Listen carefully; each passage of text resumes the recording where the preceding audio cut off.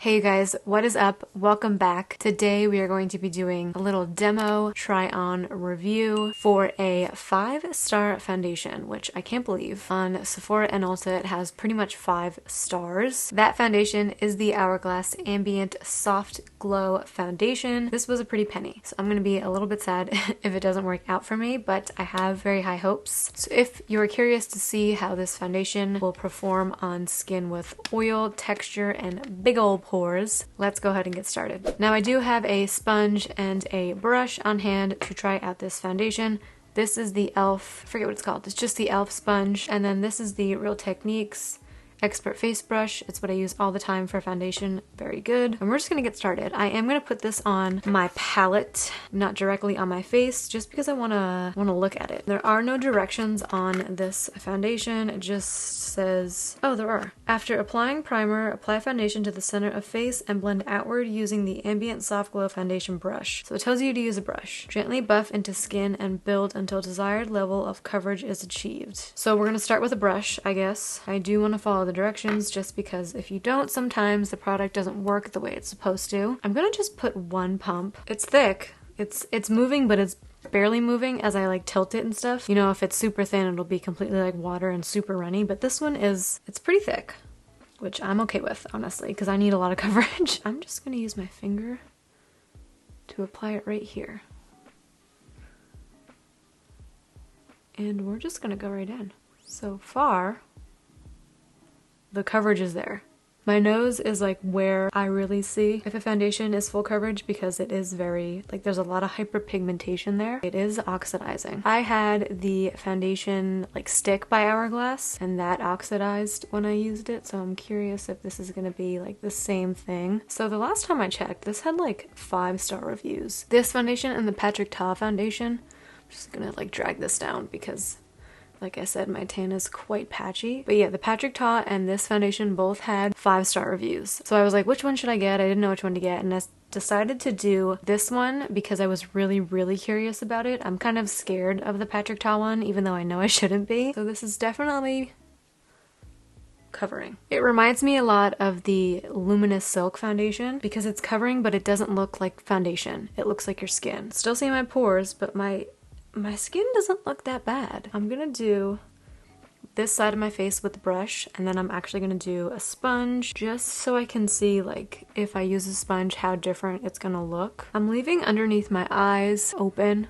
because I am gonna go in with some concealer. I'm gonna do all of my face products. I wanna see how this foundation like holds them. So I did that whole side of my face and I still have quite a bit of product left, which I am surprised about. I am curious if I had just gone in with the brush and then onto the face, if I would have the same amount of product left, considering the like viscousness of the foundation. Because I did go from palette to finger to face to then brush, I feel like I saved myself a lot of product. I'm gonna see if I can build it up, even though I don't really have to because it's doing a great job covering, but I believe that I can. My skin just looks really good and it doesn't feel like I have a lot of foundation on my face. It doesn't feel heavy at all. So this is the before and then the after with a brush. I am gonna go in with a sponge on the side now. I'm gonna do the same thing. I'm gonna take it on my finger and put it right in the center of the face like it told me to. I'm just gonna take a sponge this time.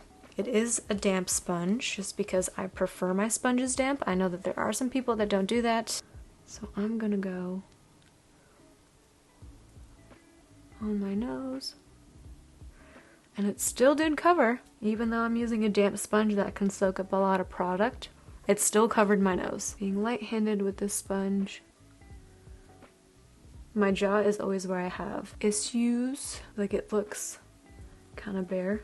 This is a crazy foundation. It makes my skin look really good. You know, it makes my skin look like skin, which I have been preferring recently. I don't know if you can see a difference between the two. Maybe like a smidge, like 2% more coverage on the side, but that's pretty much it. I do need a bit more to go in on the rest of my face. I think even if I was using a brush, I'd need more. I don't think the sponge has anything to do with that. It covered my nose. That is the ultimate test, is the nose for me.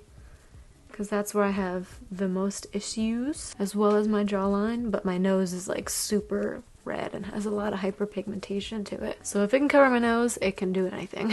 Usually with a sponge I can tell that a foundation has been thinned out But with this one, it really doesn't look different from the brush side. Maybe a bit more texture right here. Like, I only know that because I know that. You know, no one else would notice that but me. This reminds me a lot of the Luminous Silk foundation, which is a favorite of mine, as you guys know. There's a little bit left on the palette. I'm gonna go in on the jawline, like I said, which is where I have the most problems, and I'm just gonna use a brush. It's not settling into fine lines either, which I am thoroughly impressed by. That is a good foundation if it's not going to settle into this fine line up here, because everything settles into that fine line. So right off the bat, first impressions are, this is an amazing foundation. I did just apply it though. I don't have anything else on my face, so I am going to go ahead and do the rest of my makeup right now, and we're gonna see how it goes. I'm gonna speed through the rest of the tutorial just because I want this video to be mostly focused on the foundation right here. So once I'm done with the rest of my face, I'll come back and we can discuss my findings with this foundation. So I will see you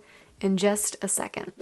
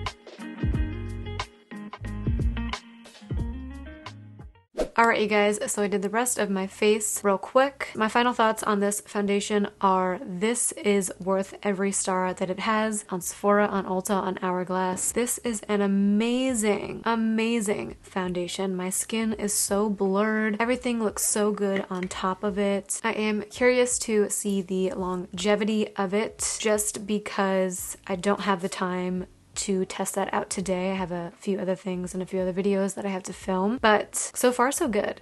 I can't imagine it breaking up and doing anything. It's been on for like an hour now, and I'm not oily, I'm not shiny. I think paired with the One Size setting powder, like these two could take over the world if they really wanted to. I understand now why there are so many reviews, like high reviews for this foundation. Definitely deserves it. 10 out of 10 is my rating for this Hourglass Ambient Soft Glow Foundation. Go pick it up. It is expensive, but it is definitely worth every penny. I feel like my skin feels so comfortable, you know, it feels like I'm not wearing anything. So if you guys did enjoy the video, don't forget to hit that thumbs up button. Make sure, if you are not already, that you are subscribed to my channel and that you hit the little bell so you are always notified when I upload a new video. Let me know if you guys have tried out this foundation. I'd love to know if you're planning to try it out, if you've already tried it out, thoughts on it. I'd love to know your opinions, thoughts, concerns. You guys know mine, and I'd love to know yours. I believe that is it for today's video. I hope that you guys all enjoyed. I know that I did, and I will see you all in my next one.